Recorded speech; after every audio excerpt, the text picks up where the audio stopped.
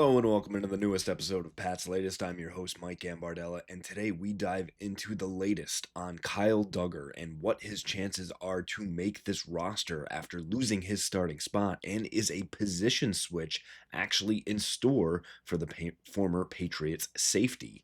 Additionally, looking at a potential all-pro addition on the offensive line, the latest for day 2 of practice against the Minnesota Vikings, and finally, what the roster projection and who is making the 53 in advance of game number 2 in the preseason.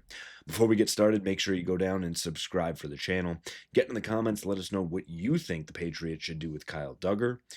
If the Patriots have enough on that offensive line, that is very, very young indeed. What you saw from the Patriots versus Vikings practice on day 2, and finally, who you think is going to be the biggest surprise missing from the Patriots' 53-man roster. We start with a potential big missing piece, if he is indeed cut or moved on from, Kyle Duggar, who was demoted to the second team from the safety position. Again, practicing with the second teamers, and it continues to look like it will not be the spot where Kyle Duggar starts for this team. Mike Vrabel was asked about it, and he said, yeah, I mean, even before that, he asked about, could Kyle Duggar switch positions? Could he be a linebacker? Is that a better spot for him in this defensive scheme? And Vrabel said we'd consider anything to try and help the football team and help the player. That's everything we want to try and do, help every player earn a role and build a football team. And even yesterday, Vrabel said, I think, for Duggar, just making sure that he's where he needs to be and understanding the coverage concepts, everything we do, just keep working and progressing, really. And unfortunately for Kyle Duggar, even on a day where Jabril Peppers was not there, did not suit up and did not practice, Duggar still didn't run with the first team. It was Del Pettis who was bumped up to the third safety with Jalen Hawkins and Craig Woodson. Hawkins has been that starting safety next to Peppers. Woodson been rotating as the third. Now Pettis up to that third spot. Duggar just is not in that safety rotation right now, and it does not look good for him. And maybe that move to linebacker could be what saves him. On the projection, which we'll get into, I had Marte Mapu in that spot. Maybe that's what Duggar has right now, and that might be his final shot to actually make this roster, or else the Patriots could be moving on from one of its longest tenured players. Speaking of a long tenured player, and one that was linked to the Patriots many times, especially with their youth along the offensive line, Brandon Scherff, the former number 5 overall pick by the Washington Commanders, spent 7 seasons there before moving on to the Jacksonville Jaguars, and a Pro Bowl guard 5 times in his own right. Looked to be making a decision, was a free agent, played things slowly, had been linked to a lot of teams, not just the New England Patriots. Finally has made a decision, told his University of Iowa site that he is retired. A very surprising way to go about it.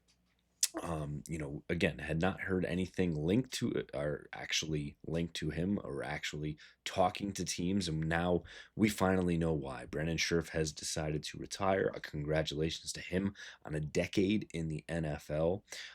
Absolutely could have started on numerous rosters across this league, deciding to hang them up for good. A congratulations to Brandon Scherff, and another option for the Patriots should things not go the way that they want to see. Again, Jared Wilson did not start today at left guard. He had some issues yesterday and perhaps had an injury that he was dealing with, so didn't play as much in practice here today.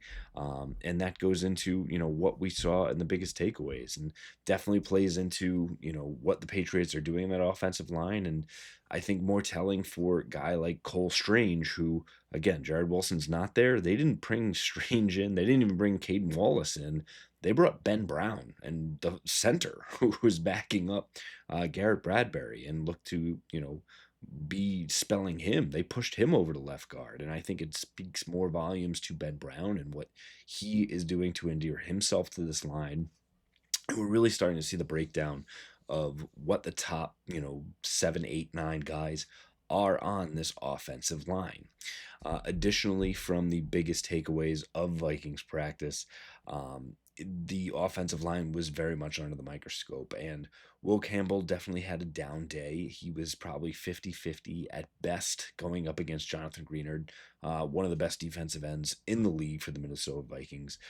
He gave up several sacks, both in the 11 versus 11 sessions, the one-on-ones going up against him. And all in all, the Patriots really had a down day against the Vikings. The Vikings showed why they were a 14-3 team last year in the NFL. Even J.J. McCarthy, who had a down day for the Vikings on Tuesday's practice session, rebounded with a very strong day. The Patriots were able to salvage, and they played a lot of red zone sessions, which makes things more difficult and really condenses the field, packs everyone in, and forces you to play your best football. Um, I think Kayshon Boutte was one person who did stand out. Even Matt Collins, who's had some miscues here and there. Boutte is pushing him for playing time. And I think, who that third or fourth wide receiver is up for debate. I think Pop Douglas and Stephon Diggs are absolutely 1-2 there.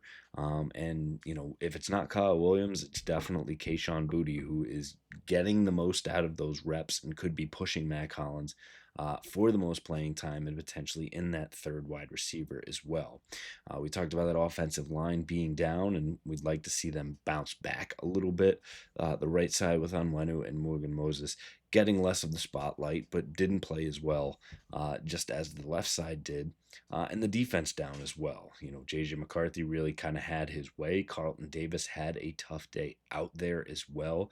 The missing piece of Christian Gonzalez is starting to be felt by a team that is very good. And while Sam Darnold is not there and Justin Jefferson maybe not playing as much through the OTAs and now training camp here as well, not needed, but again, this is a Vikings team with a lot of depth, and you saw that. So that leads into the question that everyone is here for, is who is making this 53-man roster for your New England Patriots?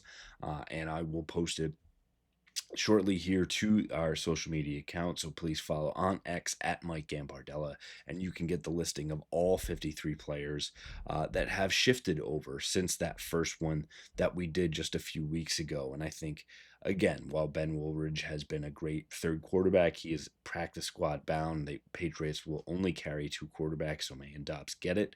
Lan Larison had a chance here for the Patriots in the backfield, but I think Ramondre Stevenson, Travion Henderson, Antonio Gibson are the top three. And while they did just add another running back, and you have Hasty and Jennings as well, I think they're better served, getting that fullback position in there, and that's why Jack Westover gets that spot now as the third tight end fullback, with Lampe going on IR for them, and he kind of gets put into that flex position a little bit here. For the wide receivers, you have Diggs, Douglas, Hollins, Boutte, and Kyle Williams. I think Jalen Polk probably ends up on the IR. Patriots find a way to kind of keep their options open with him, but that opens up the chance for Javon Baker, who did catch a couple touchdowns yesterday in practice as well. And I think Efton Chisholm continues to just be a spark plug and a guy that is showing that he absolutely belongs in the NFL. And if the Patriots are short-sighted enough to try and sneak him onto the practice squad, they will lose him. And I think they are starting to find that out. And I think the Patriots will need to carry 7 wide receivers on this roster as currently constructed. The tight ends, Henry and Hooper, are fairly obvious. And again, with Westover there, kind of gives them that third look if they do need it. The offensive line with Campbell, Wilson, Bradbury, and Moses stays the same. Caden Wallace is that top interior guy. And surprisingly, Ben Brown, who now will be the backup center and can be a backup guard position. And I think that allows them to then carry 2 tackles in Demontre Jacobs and Marcus Bryant, who has stepped up, the 7th rounder from Missouri.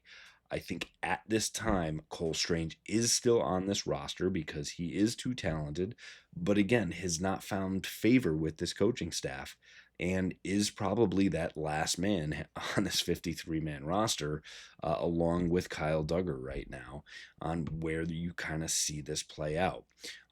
For the defensive side, when you flip the coin, Landry, White, Jason Swinson really kind of build up that edge position. Again, Anthony Jennings on the outside looking in. Interior defensive line, Williams, Barmore, Tonga, Farmer, and Farms. Really looking to build out the defensive tackle spot. Spillane, Ellis, Gibbons, Tavai, and I think you could kind of pick your poison right now. If Kyle Duggar's going to shift down to linebacker, I'll give him the benefit of the doubt right now, which then pushes Marte Mapu off of this roster. Again, into the secondary for the defense, Gonzalez Davis, Marcus Jones, Austin, and DJ James gets the last cornerback spot with Marcellus Dial, going on to the IR. And then at safety, you then have Peppers, Hawkins, Woodson. Pettis is there. Epps, I think, also contributing on special teams. Rounds out that safety position. You can put Brendan Schooler there, but as a top special teamer, that's just where he will be. And that's 50. And then your top three for kicker, punter, and long snapper with Borregales, Behringer, and Ashby. And that is your New England Patriots for the 2025 season. Again, I think it is pretty straightforward.